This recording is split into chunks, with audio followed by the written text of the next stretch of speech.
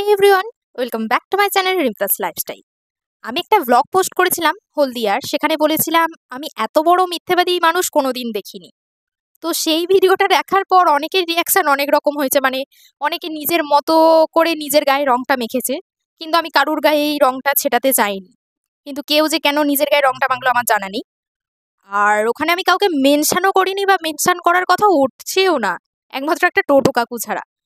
সেখানে দেখলাম মানুষজনের মেসেজের রিপ্লাই এমন হয়ে গেছে, ভাবছে হয়তো আমি তাকেই বলেছি, বাট আমার কোনো দায় নেই যে আমি কাউকে মেনশন করতে যাব বা কারুর গায়ে রং ছেটাতে যাব।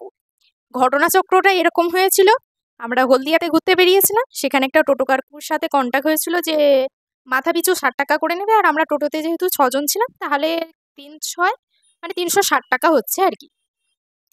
তো ওনার সাথে যখন ভাড়াটা শেষ হলো, মানে আমরা ঠাকুর দেখা শেষ করলাম, উনি ওই 60 টাকার গল্পটাই টোটাল উড়িয়ে দিল যে 60 টাকা করে কোনো কথা হয়েছিল। উনি বললেন না, 450 টাকা ভাড়া হয়েছে। তো সেখান থেকে আমি লাইফে সত্যিই প্রথম দেখেছি যে একটা মানুষ কি করে এত বড় মিথ্যে কথা বলতে পারে, যে উনি টোটাল 60 টাকার গল্পটাকেই উড়িয়ে দিল। তো সেই হিসাবে আমি কথাটা বলেছিলাম যে এত বড় মিথ্যেবাদী আমি হয়তো কোথাও দেখিনি, কিন্তু সেইটাকে অনেকে অনেক রকমভাবে নিজের গায়ে মেখেছে। আর তার প্রতিফলন হচ্ছে যে আমি মেসেজের মাধ্যমে দেখতে পাচ্ছি, কাউকে মেসেজ করলে হয়তো 2 দিন পরে রিপ্লাই দিচ্ছে, কেউ হয়তো রিপ্লাই দিচ্ছে না। বাট কেউ নিজের গায়ে মাখতে যাবে বা কেন? তাহলে কি তাদের গায়ে সত্যিই কিছু প্রবলেম ছিল যে তারা নিজের মতো করে রংটা মেখেছে? আমি কিন্তু সত্যিই কাউকে মেনশন করতে চাইনি, আর করিও নি। প্লিজ কেউ গায়ে মাখবে না।